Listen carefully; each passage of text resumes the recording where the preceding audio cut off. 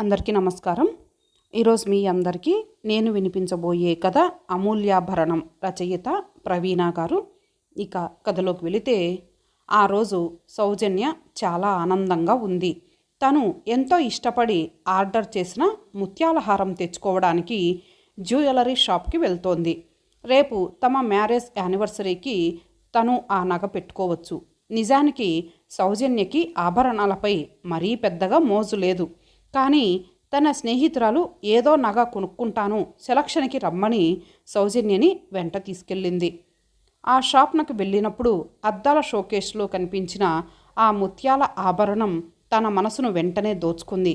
దాన్ని ఎలాగైనా సొంతం చేసుకోవాలి అనిపించింది. ఆ నగ ఖరీదెంతో అడిగి తెలుసుకుంది. దాదాపు 18,000 అవుతుందమ్మా అన్నాడు ఆ షాపతను. ఆమె ఆలోచించింది. తన దగ్గర బ్యాంక్ అకౌంటులో 14,000 వరకు ఉన్నాయి. ఈ నెల జీతం 5,000 వస్తుంది. అవి ఈ నెల భర్తకివ్వకుంటే తను తేలికగా ఆ హారం కొనుక్కోవచ్చు. ఇలా అనుకుంటూ ఆ షాప్ యజమానితో, బాబు, నేను ఆ ముత్యాల నగ కొనాలనుకుంటున్నాను.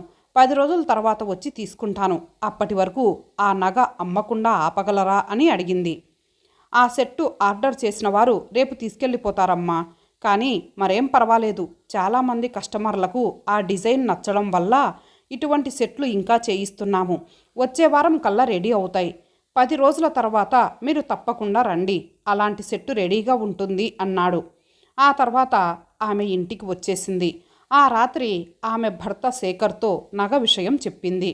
ఏమండి, ఇన్నేళ్లుగా నేను మిమ్మల్ని ఏది అడగలేదు. నాకు ఆ నగ చాలా నచ్చింది. ఈ నెల నా శాలరీ మీకు ఇవ్వలేను. నేను ఆ నగ తెచ్చుకుంటానండి అని చెప్పింది. అతను సౌజన్య వైపు మౌనంగా ఒక్క క్షణం చూశాడు. ఏమాత్రం కల్మషం లేక నిర్మలంగా ఉన్న ఆమె కళ్ళల్లోకి చూసి అనుకున్నాడు, నిజమే, ఆమె ఏనాడు ఏది ఇంతలా మనసు పడి అడగలేదు. ఇన్నేళ్లుగా ఉద్యోగం చేస్తున్నా లేనిదంటూ ఏమీ మిగిల్చుకోకుండా ప్రతి నెల జీతం తెచ్చి తన చేతుల్లోనే పోస్తుంది. ఈ మహాపట్నంలో ఒక్కరి జీతంతో కుటుంబం నడపడం కష్టం. తనకు అదృష్టవశాత్తు పిత్రార్జితమైన సొంత ఇల్లు ఉండటంతో ఇంకా నయం. తమ ఇద్దరి జీతాలు కలిపితేనే ఇంటి ఖర్చులు హాయిగా వెళ్ళిపోతున్నాయి. మరీ కట్టడిగా కాకుండా కొంచెం సరదా అయిన జీవితాన్నే గడపగలుగుతున్నారు. అదీగాక శేఖర్కి అప్పంటే చాలా భయం. ఇంతవరకు అలాంటి అవసరం రాకుండా నెట్టుకొస్తున్నారు. ఈ నెల సౌజన్య జీతం ఇవ్వకుంటే కాస్త కష్టమయ్యే మాట నిజమే. కానీ ఎన్నేళ్లకో కట్టుకున్న భార్య అడిగిన కోర్కె కాదనలేక ఈ నెలలో ఇంకేదైనా ఖర్చు తగ్గించే మార్గం చూద్దాం అనుకొని ఆమె నగ కొనుక్కోవడానికి గ్రీన్ సిగ్నల్ ఇచ్చాడు.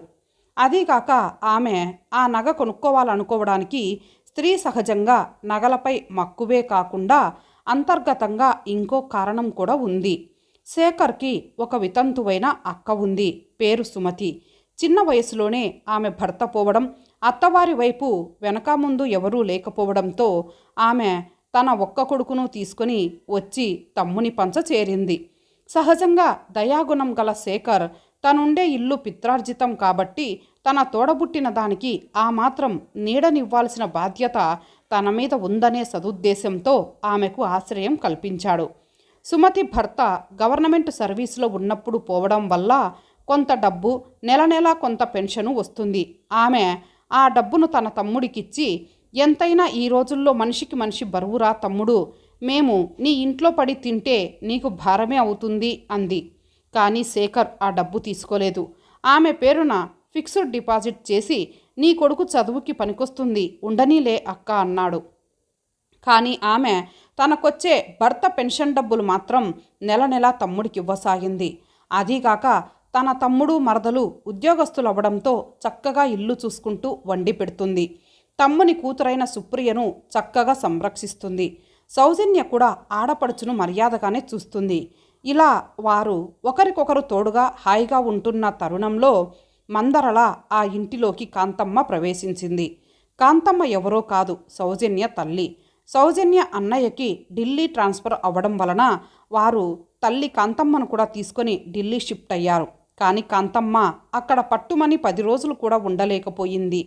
కూతురు దగ్గర ఉంటానని మొరాయించి హైదరాబాద్కి తిరిగి వచ్చింది. సరే పెద్ద దిక్కుగా ఉంటుందిలే అనుకుని శేఖర్ కూడా ఆమె రాకకి ఒప్పుకున్నాడు. తల్లి సుస్థి పడినా ఆమెకి ఇంకేమన్నా అవసరాలున్నా సౌజన్యకి భారం కాకుండా ఆమె అన్నగారు నెలకు 1000 రూపాయలు మనీ ఆర్డర్ చేస్తాడు. ఆ డబ్బు మాత్రం సౌజన్య భర్తకి ఇవ్వకుండా తన పేరు మీద వేరే అకౌంట్ తెరిచి అందులో జమ కట్టసాగింది. ఆ సలహా కాంతమ్మగారే ఇచ్చారు. ఆమె వచ్చినప్పటి నుండి జోరీగల పోరుతూనే ఉంది. సుమతి వాళ్ళు తమ కూతురింట్లో ఉండటం ఆమెకు కంటగింపుగా ఉంది. వాళ్ళేదో తినిపోతున్నారని కూతురికి నూరిపోయి సాగింది. కానీ సౌజన్య చెప్పుడు మాటలకు లొంగేది కాదు. ఇక తన పప్పులు ఇలా ఉడకవని గ్రహించిన కాంతమ్మ వేరే విధంగా నరుక్కొచ్చింది. ఇన్నేళ్లుగా ఉద్యోగం చేస్తున్నావు, సొంతంగా ఏమన్నా 4 రాళ్ళు కూడబెట్టావా? ఒక నగన్నా కొనలేకపోయావు. ఈ కాలంలో ఇంత తెలివి తక్కువగా ఉంటే ఎలాగే తల్లి? రేపు నీకేదన్నా రోగం రొస్టు వస్తే ఎలా తల్లి? అసలు కుటుంబం నడిపేది మగవాడి బాధ్యత. నీ జీతం అల్లుడి గారికి ఎందుకు ఇస్తావు? నీకొక ఆడపిల్ల ఉంది. రేపు దాని పెళ్ళెప్పుడు 4 నగలైనా పెట్టొద్దు. నా మాట విని అప్పుడప్పుడు నీ జీతం డబ్బులు పెట్టి ఏదైనా నగ కొనుక్కోవే తల్లి అని చెప్పింది. ఇలా పోరగా అందులోనూ తనకు ఆ ముత్యాల హారంపై మరీ మక్కువ కలగడంతో శేఖర్ కూడా ఒప్పుకోవడంతో ఇక సమస్యేముంది? అదీగాక ఈరోజు తనకు శాలరీ చేతికొచ్చింది. కొన్న నగ పెట్టుకు తిరిగేందుకు రేపు తన పెళ్లి రోజు కనుక సందర్భము కలిసి వచ్చింది. ఆ రోజు ఈ విధంగా సౌజన్య సంతోషంగా ఉంటే ఆమె ఆడపడుచు సుమతి ఏమీ తోచనట్లుగా దీర్ఘాలోచనలో మునిగింది.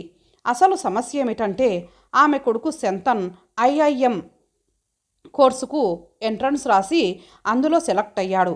అది 2 ఏళ్ల కోర్సు. ట్రైనింగ్ పీరియడ్లోనే పెద్ద పెద్ద కంపెనీల్లోని వాళ్ళు స్టూడెంట్స్ మెరిట్ని బట్టి జాబ్ ఆఫర్ చేస్తారు. కాకపోతే సమస్య ఏమిటంటే ఆ కోర్సులో జాయిన్ అవ్వడానికి ఫీజు, వెళ్ళే ఖర్చు అంతా కలిపి 1,00,000 రూపాయల వరకు అవుతుంది. సుమతి దగ్గర అంతా కలిపి 80,000 వరకు ఉన్నాయి. ఆ పైన పైసా కూడా పుట్టేటట్టు లేదు. ఆమెకేం చెయ్యాలో తోచడం లేదు. దిగులుగా కూర్చొని ఉంది. సాయంత్రం ఆఫీస్ నుంచి వచ్చిన శేఖర్ కాఫీ తాగుతూ అక్కడే ఉలుకు పలుకు లేకుండా దిగులుగా కూర్చున్న అక్కను చూసి సంగతేమిటని అడిగాడు. ఆమె పరిస్థితి వివరించి చెప్పింది. ఎలాగరా తమ్ముడు, ఒక్క 20,000 తేడాతో వాడు ఏడాదంతా కష్టపడి చదివిన చదువు వ్యర్థమైపోతుంది అని వాపోయింది. అతనికి ఏం చెయ్యాలో తోచలేదు. నీకు తెలియందేముందక్కయ్యా, ఇప్పటి స్థితిలో నా దగ్గర కూడా పైసా లేదు. నీకు తెలుసు కదా, పోయిన ఏడాదే సుప్రియకి ఇంజనీరింగ్ ఎంట్రన్స్లో మంచి ర్యాంకు రాకపోవడంతో 1,00,000 డొనేషన్ కట్టాం కదా. నా జీతంలో పావు భాగం దానికి కటింగుగా పోతుంది. మనం మధ్యతరగతి వాళ్ళం. బయట ఎక్కువ వడ్డీలకి అప్పు చేస్తే బతికి బట్ట కట్టలేం. ఆ వడ్డీయే మనకెంతో భారమవుతుందక్క అన్నాడు. అవునరా, అది నిజమే. సరేలే, ఎవరికెంత ప్రాప్తమో అంతే. ఈ ఏడు కాకపోతే మరో ఏడు మళ్ళీ చదువుతాడు. నువ్వు బాధపడకు అంటూ నీరసంగా లేచి గదిలోకి వెళ్ళింది సుమతి. అప్పటి వరకు షాప్కెళ్ళడానికి తయారవుతున్న సౌజన్య ఈ సంభాషణంతా విన్నా కూడా ఈ సమస్యలు ఎప్పుడూ ఉండేవేలే అని తేలిగ్గా అనుకొని బయటికి వెళ్ళబోయింది. కానీ ఆమె కాలు ముందుకు పడలేదు. అక్కడే గోడ కానుకొని దిగులుగా నిల్చున్న శంతన్ని చూస్తుంటే కాదనుకొని వెళ్ళడానికి ఆమె మనసొప్పలేదు. ఆమె బయటకు వెళ్లకుండా సుమతి గదిలోకి వెళ్ళింది. అక్కడ మంచంపై ఏడుస్తూ కూర్చున్న సుమతి ఆమెను చూస్తూనే కళ్ళు తుడుచుకుంటూ చటుక్కున లేచి నిలబడింది. వదినా, బాధపడకు, ఇదిగో నీకు అవసరమైన డబ్బు నా దగ్గర ఉంది, తీసుకో అంటూ పర్సు తెరిచి తను నెక్లెస్ కొనడానికి తీసుకెళ్తున్న డబ్బు ఆమెకిచ్చింది. సుమతి మాత్రం ఆ డబ్బు తీసుకోవడానికి ఇష్టపడలేదు. కానీ సౌజన్య ఎంతో బతిమలాడింది. ఈ డబ్బు తీసుకోకుంటే నన్ను చంపుకు తిన్నంత ఒట్టు అంటూ సౌజన్య ఆ డబ్బు సుమతి చేతిలో బలవంతంగా పెట్టి బయటకు వచ్చింది. యు ఆర్ గ్రేట్ సౌజన్య, నీ మంచితనమే నీకు పెట్టని ఆభరణం లాంటిది. ఒక మంచి స్టూడెంట్కి మంచి భవిష్యత్తునిస్తున్నావు అంటూ మనస్ఫూర్తిగా అభినందించాడు శేఖర్. అక్కడే గోడ కానుకొని నిల్చున్న శంతన్ 2 కళ్ళు తలుక్కున మెరిశాయి. మాట్లాడలేక అత్త చేతులు అందుకొని కళ్ళకద్దుకున్నాడు. నచ్చిన నగ కొనుక్కోలేకపోయాను అన్న అసంతృప్తి ఏ మూలనైనా ఉంటే అది పూర్తిగా తుడిచిపెట్టుకుపోయింది సౌజన్యకి. 2 ఏళ్ళు అతి త్వరగా గడిచిపోయాయి. అహ్మదాబాద్ నుండి శంతన్ 10-15 రోజులకొక ఉత్తరం రాస్తూనే ఉన్నాడు. తన చదువు సక్రమంగా సాగుతుందని, చేతి ఖర్చులకు సరిపడా డబ్బు అక్కడ 4 ఇళ్లల్లో ట్యూషన్లు చెప్పుకుంటూ సంపాదిస్తున్నానని, మీరు కష్టపడుతూ తనకు డబ్బు పంపనవసరం లేదని రాశాడు. సెలవులకు కూడా అక్కడే ఉంటున్నాడు. పదే పదే వచ్చి వెళ్ళాలంటే ప్రయాణపు ఖర్చులు కూడా తడిసి మోపెడవుతాయని అతని ఉద్దేశం. ఈ 2 ఏళ్ల కాలంలో ఇక్కడ కూడా ఎన్నో మార్పులు జరిగాయి. శేఖర్కి ఉద్యోగంలో ప్రమోషన్ వచ్చింది. సుప్రియ ఇంజనీరింగ్ ఆఖరి సంవత్సరంలోకి వచ్చింది. ఇక సుమతి అక్కడికి దగ్గరలోనే ఉన్న క్రాఫ్ట్ కౌన్సిల్ వాళ్ళతో చిన్న కాంట్రాక్టు కుదుర్చుకుంది. అది ఎలాగంటే వాళ్ళు కొంత డ్రెస్ మెటీరియల్ చీరలు ఇస్తారు. వాళ్ళు ఇచ్చిన గడువు లోపల వాటిపై వాళ్ళు కోరిన డిజైన్లు చేతికుట్టుతో ఫ్యాబ్రిక్ పెయింటింగ్తో వేసి ఇవ్వాలి. దానికి ప్రతిఫలంగా వాళ్ళు డబ్బులు ఇస్తారు. ఆమె తనకొచ్చిన ఆర్డర్స్తో కాస్తో కూస్తో డబ్బు సంపాదించి సౌజన్య ఇచ్చిన డబ్బును ఆమె వద్దని వారించినా ఇచ్చేసింది. ఇక కాంతమ్మ గారికి మోకాళ్ళ నొప్పులు ఎక్కువయ్యాయి. ఆమె నోటి దురుసు బాగా తగ్గింది. ఆమె కాళ్ళు నొప్పిగా ఉన్నప్పుడు నొప్పి తగ్గేందుకని పెయిన్ బామ్ కాళ్లకు రాస్తూ పెద్ద వయసులో జిహ్వ చాపల్యంతో ఆమెకేదన్నా తినాలనిపించినప్పుడు ఏ లడ్డూనో అరిసెలో చేసి పెట్టే సుమతి అంటే ఆమెకు ఒకలాంటి ఆత్మీయత ఏర్పడసాగింది. ఈసారి శంతం దగ్గర నుండి వచ్చిన ఉత్తరం శుభవార్తను మోసుకొచ్చింది. ట్రైనింగ్ పీరియడ్లో ఉండగానే గోద్రేజ్ కంపెనీ వారు తనకు జాబ్ ఆఫర్ చేశారని, స్టార్టింగే 30,000 ఉంటుందని, ఇంటి అద్దె, వెహికల్ అన్నీ కంపెనీ వాళ్ళే ఇస్తారని రాశాడు. కాకపోతే ఉద్యోగం చెన్నైలో వచ్చిందని, మంచి కంపెనీలో ఉద్యోగం కాబట్టి దూరమైనా ఆలోచించలేదని, ఇల్లు అది చూసుకున్నాక ఓసారి వచ్చి సుమతిని తీసుకెళ్తానని ఆ ఉత్తరం సారాంశం. శంతన్ సుమతిని తీసుకెళ్లడానికి హైదరాబాద్ వచ్చాడు. సుమారు 3 సంవత్సరాల తర్వాత వచ్చిన శంతన్లో మార్పు చూసి అందరూ ఆశ్చర్యపోయారు. అతడు చాలా మారాడు. కాస్త ఒళ్ళు వచ్చింది. కొంచెం తెల్లబడ్డాడు. స్టైల్ మారింది. ఆ ముఖంలో పసితనపు ఛాయలు పూర్తిగా పోయాయి. ఉద్యోగం తెచ్చిన కాన్ఫిడెంట్తో చాలా టీవీగా మారాడు. దిగులుగా చూసే అప్పటి ఆ కండ్లు మచ్చుకి కూడా లేవు. అతని చూపుల్లో ఎంతో స్థిరత్వం ఉంది. 2 రోజుల తర్వాత శంతన్ శేఖర్తో, మామయ్య, నేను మమ్మీని తీసుకుని రేపు చెన్నై బయలుదేరుతాను.